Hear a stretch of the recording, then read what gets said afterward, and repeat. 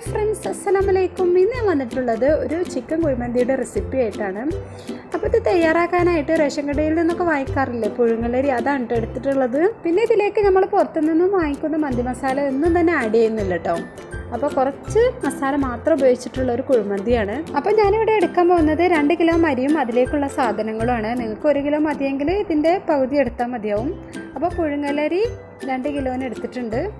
പിന്നെ 2 വലിയ ക്യാപ്സിക്കം, പിന്നെ അതുപോലെ മല്ലിച്ചപ്പ്, പുതിനയില, പിന്നെ കുരുമുളക് പൊടിച്ചെടുത്തിട്ടുണ്ട്, പിന്നെ 4 മാഗി ക്യൂബ്, പിന്നെ 2 കിലോ ചിക്കൻ എടുത്തിട്ടുണ്ട്. അതൊന്ന് കഴുകി വൃത്തിയാക്കി വെച്ചിട്ടുണ്ട്. പിന്നെ വേണ്ടത് കുറച്ച് ചെറിയ ജീരകം, പിന്നെ വലിയ ജീരകം, 1 കപ്പ് സൺഫ്ലവർ ഓയിൽ. ഇത് 1 ടീസ്പൂൺ വീതം മതിയാവും കേട്ടോ, ചെറിയ ജീരകം വലിയ ജീരകം. അപ്പോൾ നമ്മൾ ഈ പുഴുങ്ങലരിയിലേക്ക് നല്ല തിളച്ച വെള്ളം ഒഴിച്ചു കൊടുക്കുകയാണ് കേട്ടോ. അപ്പോൾ പുഴുങ്ങലരിയുടെ മണമൊക്കെ ഒന്ന് പോയി കിട്ടാൻ വേണ്ടിയിട്ടാണ് ഈ തിളച്ച വെള്ളം ഒഴിച്ചു കൊടുക്കുന്നത്. ഈ തിളച്ച വെള്ളത്തിൽ ഒരു 10-20 മിനിറ്റെങ്കിലും ഇരിക്കുന്നത് അത്രയും നല്ലതാണ് കേട്ടോ. ഇനി ചിക്കനൊന്ന് മസാല തേച്ച് പിടിപ്പിക്കണം. പിന്നെ ക്യാപ്സിക്കം ചെറുതായിട്ട് നരിഞ്ഞെടുത്തിട്ടുണ്ട്, അതുകൂടി ചേർത്ത് കൊടുക്കാം. അതുപോലെ മാഗി ക്യൂബ്, കുരുമുളക് പൊടി, പിന്നെ ചെറിയ ജീരകം വലിയ ജീരകം,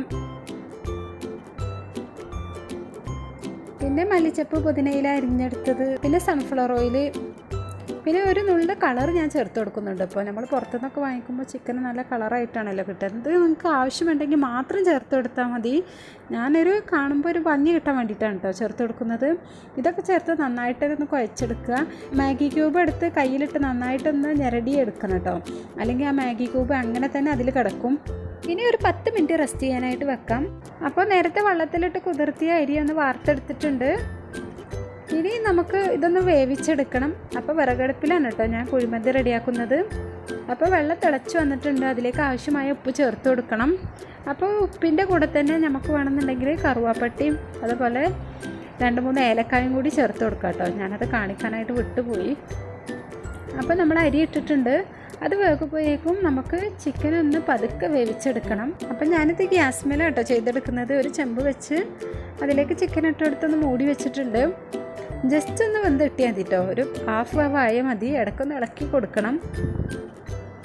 അപ്പോൾ നമ്മുടെ ചോറ് റെഡി ആയിട്ടുണ്ട് കേട്ടോ. അപ്പോൾ അത് ഊറ്റിയെടുത്തിട്ടുണ്ട് ഒരു അരിപ്പയിലേക്ക്. കുറച്ച് മഞ്ഞൾപ്പൊടിയും പിന്നെ അതുപോലെ കുറച്ച് റെഡ് കളറും വെള്ളത്തിലിട്ടൊന്ന് കലക്കിയെടുക്കുന്നുണ്ട്. അപ്പോൾ ഇത് ഞാൻ നേരത്തെ തന്നെ പറഞ്ഞതാണ്, വേണമെങ്കിൽ മാത്രം ചേർത്ത് കൊടുത്താൽ മതിയെന്ന്. അപ്പോൾ ഇനി നമുക്കിത് ദമ്മിട്ട് കൊടുക്കാം. അപ്പോൾ നമ്മുടെ ചിക്കൻ്റെ മുകളിലേക്ക് വേവിച്ച് വെച്ച ചോറിട്ട് കൊടുക്കുകയാണ്.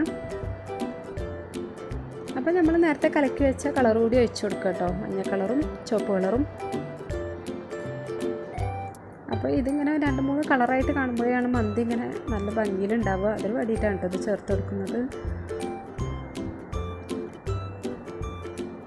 അപ്പോൾ നമ്മുടെ ഈ റേഷനരി, അതായത് പുഴുങ്ങലരി വെച്ച് ചെയ്യുന്നത് ടേസ്റ്റ് എന്ന് പറയുന്നത് ഈ കുഴിമന്തിയും അതുപോലെ കബ്സ, ഫ്രൈഡ് റൈസ് എന്നിവയൊക്കെയാണ് കേട്ടോ.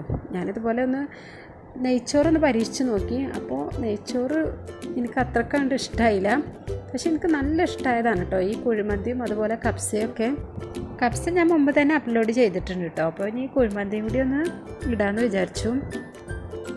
അപ്പോൾ ഇനി ഇതിലേക്ക് കനൽ എടുത്തിട്ടുണ്ട്, അതൊരു പാത്രത്തിലേക്ക് ഇട്ട് കൊടുത്തിട്ടുണ്ട്. ഇതിലേക്ക് ഒരു 2 ടേബിൾ സ്പൂൺ ഓയിൽ കൂടി ഒഴിച്ച് കൊടുക്കുന്നുണ്ട് കേട്ടോ. അപ്പോൾ അത് ആവി പുറത്തേക്ക് പോകുന്നതിന് മുമ്പ് തന്നെ പെട്ടെന്ന് അടച്ചു വെക്കണം. എന്നിട്ട് അതിന് മുകളിൽ ഒരു വെയിറ്റും കൂടി വെച്ച് കൊടുക്കാം. പിന്നെ ഒരു 1.5 മണിക്കൂറിന് ശേഷമാണ് കേട്ടോ ഞങ്ങൾ പുറത്തെടുത്തത്. അപ്പോൾ ഇത് തുറന്ന പാടെ നല്ലൊരു സ്മെല്ലാണ് കേട്ടോ. ആ കുഴിമന്തിയുടെ ഒരു അസൽ സ്മെല്ലുണ്ടല്ലോ വരാൻ, അതിങ്ങനെ വരുന്നുണ്ട്. അപ്പോൾ ഇനി ഇത് നന്നായിട്ടും നമുക്ക് ഇളക്കി കൊടുക്കാം. അപ്പോൾ നമ്മുടെ കുഴിമന്തി ഇവിടെ റെഡി ആയിട്ടുണ്ട്. അപ്പോൾ എല്ലാവരും ഒന്ന് ട്രൈ ചെയ്ത് നോക്കണം കേട്ടോ. അപ്പോൾ റേഷനരി വെച്ചിട്ടാണെന്ന് വിചാരിച്ച് ട്രൈ ചെയ്യാതിരിക്കരുത്. പിന്നെ നല്ല ടേസ്റ്റ് ഉണ്ട് കഴിക്കാനായിട്ട്. ഈ ചാനൽ സബ്സ്ക്രൈബ് ചെയ്യാതെയാണ് കാണുന്നതെങ്കിലും ഒന്ന് സബ്സ്ക്രൈബ് ചെയ്യണം കേട്ടോ. പിന്നെ അടുത്തുള്ള ബെല്ലൈക്കൻ ഉണ്ടല്ലോ, അതും കൂടി ഒന്ന് പ്രസ് ചെയ്യണം. എങ്കിൽ മാത്രമേ ഞാൻ പുതിയ വീഡിയോ അപ്ലോഡ് ചെയ്യുമ്പോൾ നിങ്ങൾക്ക് നോട്ടിഫിക്കേഷൻ വരികയുള്ളൂ. പിന്നെ എൻ്റെ വീഡിയോ ഇഷ്ടമായിട്ടുണ്ടെങ്കിൽ ഒന്ന് കമൻറ്റ് അറിയിക്കുക. പിന്നെ ഫ്രണ്ട്സും റിലേറ്റീവ്സും ഒക്കെ ആയിട്ടൊന്ന് ഷെയർ ചെയ്യാം. ഇനി ഇൻഷാ അല്ലാഹ് മറ്റൊരു വീഡിയോ ആയിട്ട് കാണാം. ബൈ.